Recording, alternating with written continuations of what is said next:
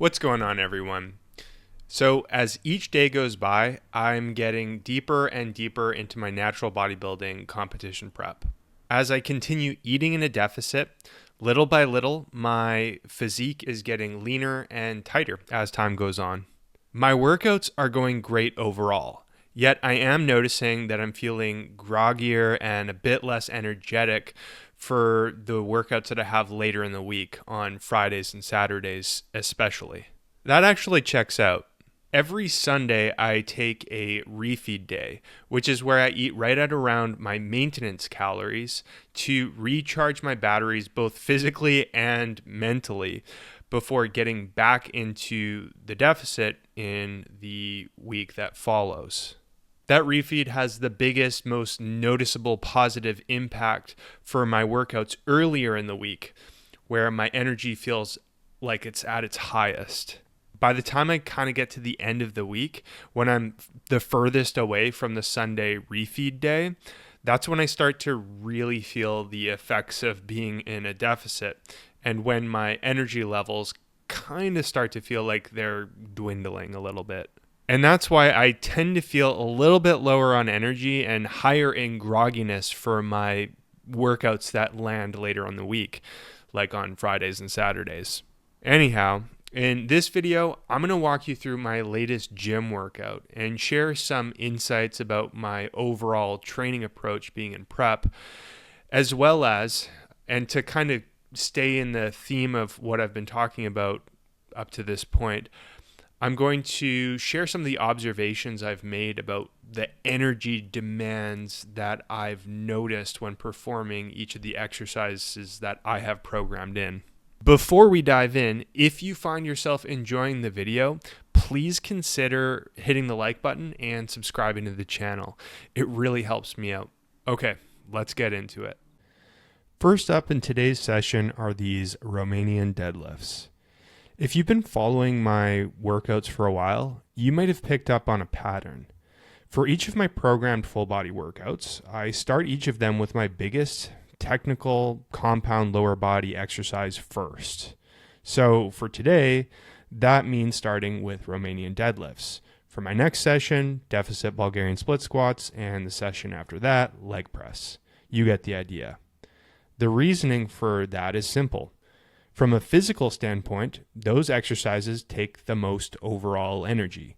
So doing them at the start of the workout when my energy is at its highest before doing anything else just seems logical. And from a psychological standpoint, I like to do the biggest, most challenging movements first, since if I didn't, I'd probably end up thinking about them to the point of being distracted if I were to do any other movements first. If I were to start with the bench press, for example, the anticipation of doing the Romanian deadlifts later on in the workout would probably distract me a bit, at least when doing the bench press. It's just the way my brain works anyways. My energy levels were good here. Nothing felt out of the ordinary for these Romanian deadlifts. I did the workout, or I recorded this workout on a Wednesday, 3 days after my Sunday refeed, so I didn't feel super energetic, but I also didn't feel very drained. I felt just good, or normal, I suppose. As far as my technique goes, I take in a big breath and brace my midsection at the top of each rep for this movement. I move down with control and aim to keep my eyes and chin up throughout the descent of each rep, as well as I aim to keep the bar super close to my legs as I move down. I'll get to the lowest point possible at the bottom of each rep where I can feel a big stretch across my hamstrings, but not to the point where I get so low that my lumbar spine starts to round. Once I get to that super low position where I feel that big stretch, then I move back up a bit more explosively. Flat dumbbell bench press is next. So I do several exercises on my program multiple times per week, but each time I do them, I'll do them with a different load and a different rep target. The dumbbell bench press is an example of one of those exercises. Simply put, for the exercise, I'll rotate between a lighter day and a heavier day. For the heavier day, I'll typically lift around 85 to 90 pounds for usually 8 to 10 reps. And for the lighter day, I'll lift right around 75 pounds for slightly more reps per set, typically somewhere between 10 to 15 reps. The idea is I train to as close of a proximity of failure as I can get away with for whatever load that I'm lifting at, whether it's a heavier or a lighter day. My mind-muscle connection is pretty much equal for both the lighter and heavier days, which is great. I like to have a slightly lighter day in the rotation because I find that more than any other reason, it helps me manage my joint and connective tissue recovery. See, lifting slightly lighter loads puts a bit less stress on my joints and connective tissue. So having a day where I do that instead of always lifting on the heavier side allows my elbows, shoulders, and wrists and all of the connective tissue around those joints to feel more or less pain-free and healthy. And as far as muscle growth and muscle retention goes, as long as I train to a close proximity of failure with either the heavier or the lighter weights, I'll be getting more or less the same effective muscle growth or muscle retention stimulus. The torture chair is up next. This is a movement that doesn't seem to take a ton of the body's overall energy stores. Comparing this to something like the leg press, for example, I feel significantly more drained overall after finishing a hard set of the leg press. Don't get me wrong, despite the lower overall energy demand of leg extensions, they still are a great quad exercise, and they're still hard as heck. But because they aren't as demanding overall for an energy standpoint, I don't feel a need to include them right at the very beginning of the workout, like I would with, say, the leg press or Romanian deadlifts, to use today's session as an example. You know the drill with technique on these. I move with as much range of motion as possible, move with good control, and I aim to do as many reps as possible. As far as the machine setup goes, I intentionally set the seat back as far as possible. The reason being that in doing so, it sets my hips in a more extended position. And being in a more extended position means setting the rectus femoris, which is one of the heads of the quads, in a spot where it can potentially produce more force and experience more mechanical tension than if I was sitting completely upright if the seat was further forward. In other words, setting the seat back might lead to some extra muscle growth or muscle retention stimulus. Chest-supported dumbbell rows are up next. I found that one of the key attributes I've benefited from implementing when doing this movement in a way that effectively leads me to hitting my traps is patience. See, to really smoke my traps, I know I need to take my time throughout each set to make sure that the load has really settled in on my traps and to make sure that I don't rush through any of that. As far as the energy demand goes for this movement, being set prone on the bench like this with practically zero cardio demand in opposed to something like Romanian deadlifts and having less of a stabilization demand than, say, the military press, which you'll see coming up next here, leaves me spending less overall energy on the movement. Because there's less of an overall energy demand for this, I find that I'm able to almost more easily focus on hitting my target muscle than if otherwise. To give a further example of what I'm talking about, you could compare doing this to a bent over dumbbell row, where there would be a greater stabilization demand involved. With the greater stabilization demand involved, the bent over dumbbell rows are slightly more challenging when it comes to focusing solely on the traps compared to having the chest support here and not having nearly the same stabilization demand involved. That doesn't mean by any means that bent over rows are worse for hitting the traps. It just means that it's different. That's all. Anyhow, Technique with these involves taking my time, as I mentioned earlier, and being patient, using tons of control, and making sure I spend time in the bottom position where I'll pause and allow tension to really settle in on my traps.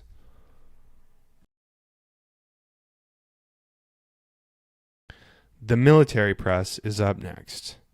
Honestly, this might be my overall favorite upper body exercise right now. Anyhow, I find that the energy demand for these is relatively high, both from a physical and mental standpoint. Physically, I'm lifting at lower rep targets, really just between 5 and 6 reps per set.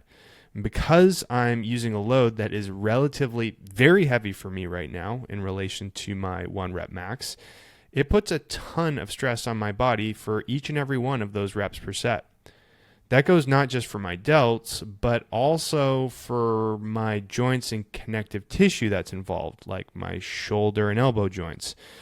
And also for some other musculature, like my stabilizers, like my midsection and my glutes. From a mental standpoint, it takes a lot of energy in the sense that concentration ought to be very high when doing these to make sure technique is good. That concentration involves making sure I'm breathing and bracing my midsection efficiently, keeping my glutes flexed when I press, but without using my legs to press the weight up to keep the movement a strict press, and whilst making sure my thoracic spine moves as it should so I can move my shoulders through a full range of motion. Both the physical and mental demands of the exercise are, I think, one of the reasons why I like it so much. I just like the challenge of it. Incline dumbbell bicep curls are next. With my angry left elbow feeling, in contrast, quite happily recovered at this point, these are feeling a lot more enjoyable. There's no denying that training is more fun without nagging pain, that's for sure. I aim to keep my technique ultra crisp with these. I know that lots of people prefer to involve more shoulder flexion, swinging, and momentum in doing bicep curls, often in combination with using heavier weights, but my preference is to keep them strict and on the lighter side. By keeping the movement super controlled and strict with what seems like lighter weights, I find that I'm simply able to hit my biceps harder than if otherwise. It might not look as impressive from an outsider's perspective, lifting just 25 pounds like I'm doing here, but I found it's been the best way for me to build my biceps. And at the end of the day, I prefer to have bigger biceps over being able to throw around bigger weights.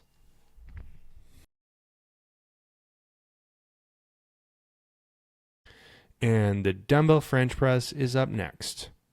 Both with these and the bicep curls before this, I find there's very little overall energy demand needed to do them outside of what energy is needed by the relatively small target muscles that are involved, which in this case are the triceps.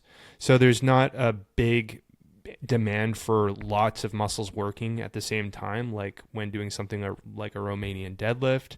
There's not a huge demand as far as cardio goes, and there's not a huge demand as far as stabilization goes.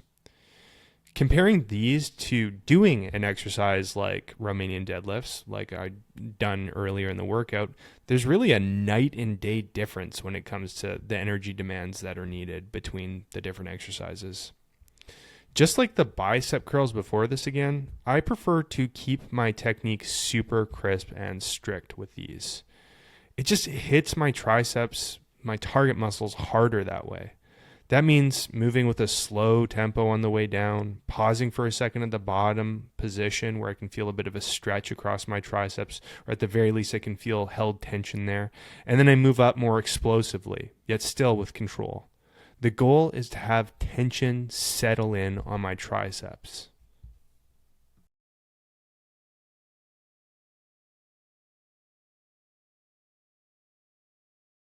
And that's the workout.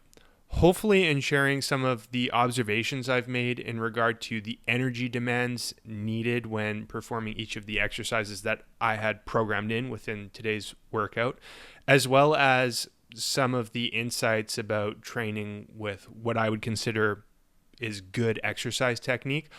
Hopefully that helps you out a little bit within your own workouts. If you have any questions about my training approach, my prep, or anything specifically from this video, please go ahead and leave your question in the comments and I'd be happy to answer.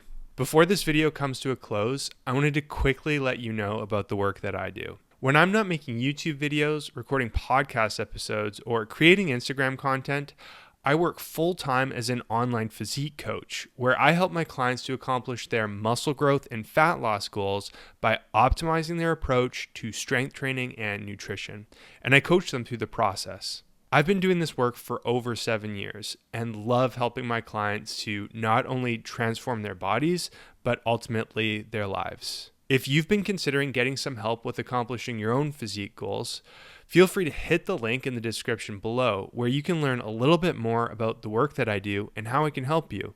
You can even use that link to schedule a free video consultation with me. If you have any questions about my coaching or how I can help you, just email me at sam@jadeathletics.ca. Thanks so much for watching, and I'll see you in the next video.